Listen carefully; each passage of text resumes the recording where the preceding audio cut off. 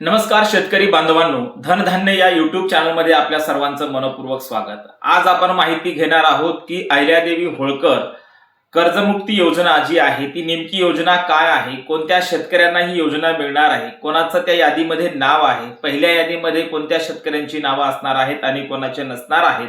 पात्र शेतकऱ्यांची अतिशय आनंदाची ही बातमी असणार आहे की केवायसी केलेले शेतकरी आणि केवायसी न केलेले शेतकरी कोणाच्या खात्यामध्ये कधी रक्कम जमा होणार, कर्जमुक्ती जी आहे ते कोणत्या शेतकऱ्यांना होणार आणि कोणाला होणार नाही आणि पैसे कधी जमा होणार, अशा सर्व अंगाने या सर्व प्रश्नांची उत्तरे पाहण्यासाठी आपण हा व्हिडिओ शेवटपर्यंत पहा।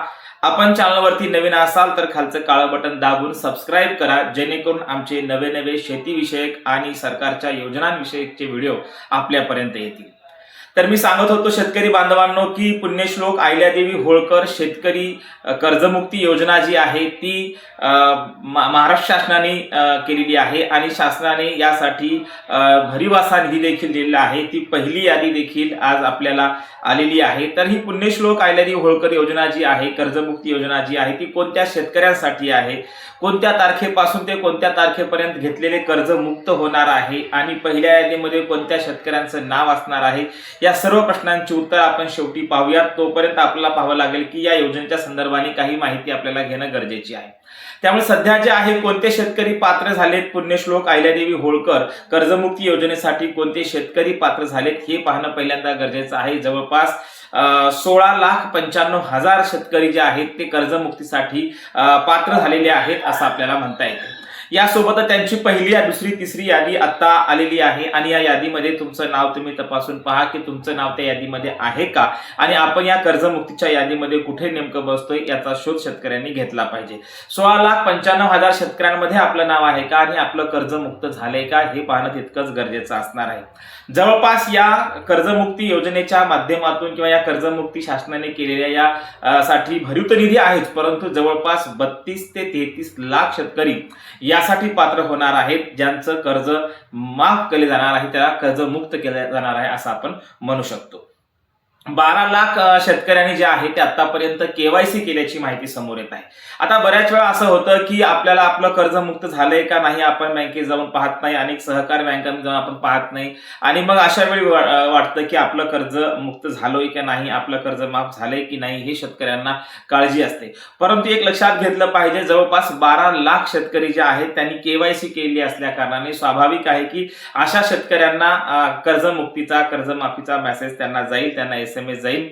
त्यापैकी जवळपास 6 लाख शेतकऱ्यांच्या खात्यात जवळपास 5,029 कोटी रक्कम जी आहे ती शासनाने खरं तर टाकलेली आहे, ती रक्कम वाटप झालेली आहे आणि हा निधी जो आहे तो कर्जमुक्तीसाठी हे केलेला आहे। जवळपास 6 लाख शेतकरी असे आहेत की ते पात्र आहेत आजच्या घडीला आणि या 6 लाख शेतकऱ्यांची यादी देखील आलेली आहे आणि या यादीमध्ये जवळपास 5,029 कोटीची रक्कम जी आहे ती टाकलेली आहे आणि 2 लाखापर्यंत कर्ज जे आहे ते या शेतकऱ्यांचं माफ झालेलं आहे। आता आपल्या समोर प्रश्न पडणार आहे की दुसरा टप्पा नेमका कधी येणार आहे, आमचं त्या यादीमध्ये नाव आहे का, नेमका दुसऱ्या टप्प्यामध्ये कोणते शेतकरी पात्र ठरणार आहेत आणि या संदर्भात देखील माहिती आपल्याला राहणं गरजेचं आहे। दुसऱ्या टप्प्यामध्ये खरं तर शासनाने पहिल्या टप्प्यामध्ये जवळपास 7,000 कोटी मंजूर केले होते। दुसऱ्या टप्प्यामध्ये आता आपण पाहतोय 4,000 कोटी शेतकऱ्यांच्या या पुण्यश्लोक अहिल्यादेवी होळकर योजनेच्या माध्यमातून कर्जमाफीसाठी आणि या कर्जमुक्तीसाठी खरं तर शासनाने दुसऱ्या टप्प्यामध्ये 4,000 मंजूर केलेले आहेत।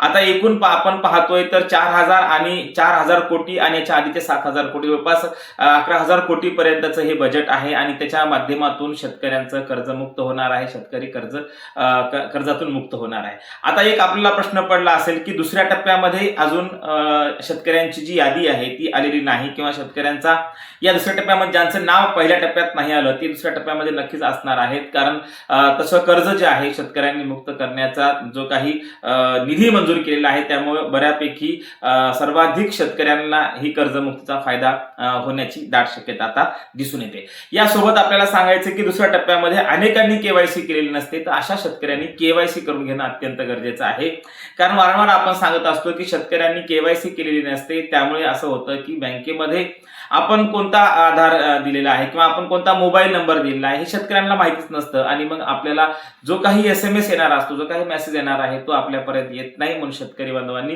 पहिल्यांदा KYC करणं गरजेचं आहे आणि या KYC केलेल्या शेतकऱ्यांच्या खात्यामध्ये टप्प्याटप्प्याने ही रक्कम जमा होत आहे. त्यामुळे 4,000 कोटी हे दुसऱ्या टप्प्यामध्ये रक्कम मंजूर झालेली असली तरी ती टप्प्याटप्प्याने शेतकऱ्यांच्या खात्यामध्ये जमा होईल. म्हणून KYC करणं शेतकऱ्यांनी अत्यंत गरजेचं आहे, कारण त्याशिवाय आपल्याला कळणार नाही की आपलं कर्जमुक्त झालंय का नाही किंवा कर्जमाफ झालंय का नाही.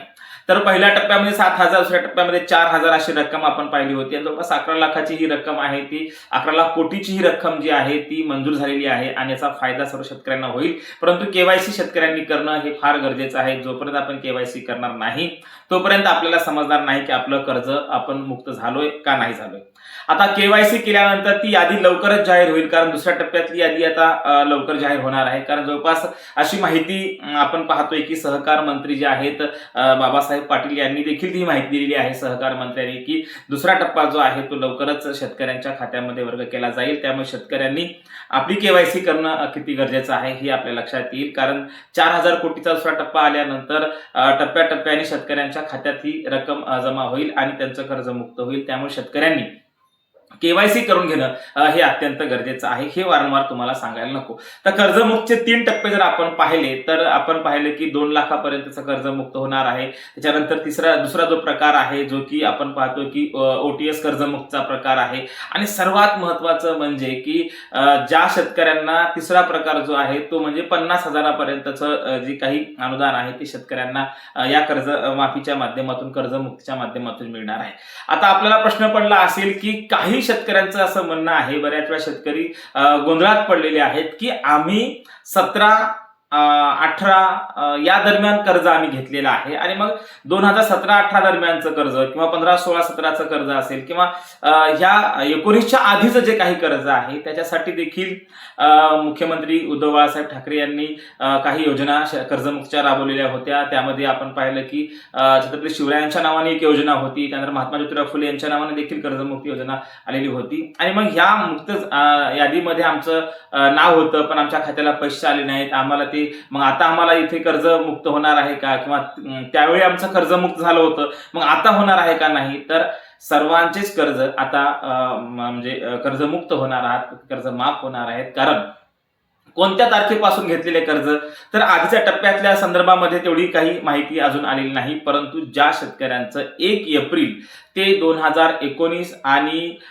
30 सप्टेंबर ते 2025 या दरम्यान घेतलेलं कर्ज आहे, जवळपास 1 एप्रिल ते 31 मार्च 2026 पर्यंतचा आपण असं गृहीत धरू की 1 एप्रिल पासून ते आज ताग आहे, ज्यांनी जे काय 31 मार्च 26 पर्यंत ज्यांनी कर्ज घेतलेलं होतं अशा शेतकऱ्यांचंच कर्ज माफ होणार आहे. त्यामुळे 17-18 मध्ये घेतलेल्या कर्जाचं काय झालं, त्या यादीमध्ये माझं नाव होतं परंतु माफ झालं का नाही हे मला माहित नाही. हे मात्र आपण आपल्या खात्यामध्ये किंवा आपल्या बँकेत जाऊन याची चौकशी करावी. परंतु जे शेतकरी 1 एप्रिल 2025 पासून 2019 1 एप्रिल 2019 ते 31 मार्च 2026 पर्यंत या काळामध्ये 19 ते मार्च 26 पर्यंत ज्यांनी कर्ज घेतलेलं होतं त्यांचं कर्ज खरं तर मुक्त होणार आहे, त्यांचं कर्ज माफ होणार आहे.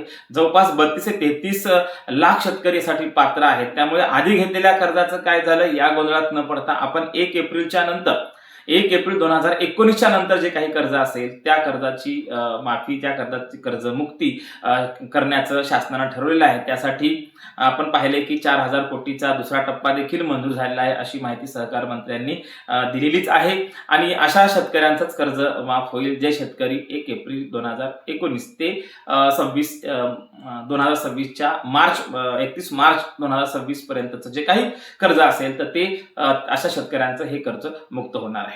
थोडक्यात काय तर पुण्यश्लोक अहिल्यादेवी होळकर जी काही कर्जमुक्ती योजना आहे ही योजना सर्वाधिक शेतकऱ्यांपर्यंत जावी, त्या शेतकऱ्यांचं कर्ज मुक्त व्हावं असा शासनाचा हेतू असल्या कारणाने लवकरात लवकर आपण जर KYC करून घेतली तर शेतकऱ्यांच्या खात्याला आलेले पैसे किंवा शेतकऱ्यांचं झालेलं कर्जमुक्तचा मेसेज जो आहे तो तुम्हाला येईल. जवळपास आतापर्यंत आपण पाहिले की 16,95,000 यासाठी पात्र आहेत. त्याच्यापैकी 6 लाख लोकांची KYC शेतकऱ्यांची KYC आहे, बाकी शेतकऱ्यांची शेतकऱ्यांची केवायसी नाही. त्यामुळे केवायसी किती महत्वाची आहे हे आपल्याला वारंवार मी सांगतच आहे. आणि अशा शेतकऱ्यांचंच कर्ज मुक्त होईल ज्यांनी मागच्या तारखा आपण दिलेल्या आहे. एकूणच काय तर पुण्यश्लोक अहिल्यादेवी होळकर कर्जमुक्ती योजना जी आहे ती सर्वांपर्यंत यावी, सर्वांचं कर्ज मुक्त व्हावं असा हेतू शासनाचा आहे. त्यामुळे आपण पाहतोय की वेळोवेळी शासन जे आहे ते निधी मंजूर करत आहेत. पहिल्या टप्प्यात 7,000चा निधी मंजूर झाला, त्यापैकी जवळपास 5,029 कोटी हे शेतकऱ्यांच्या खात्याला जमा देखील झालेत. पहिली दुसरी यादी देखील आलेली आहे. त्याच्यानंतर 4,000 कोटी पुन्हा मंजूर झालेले आहेत.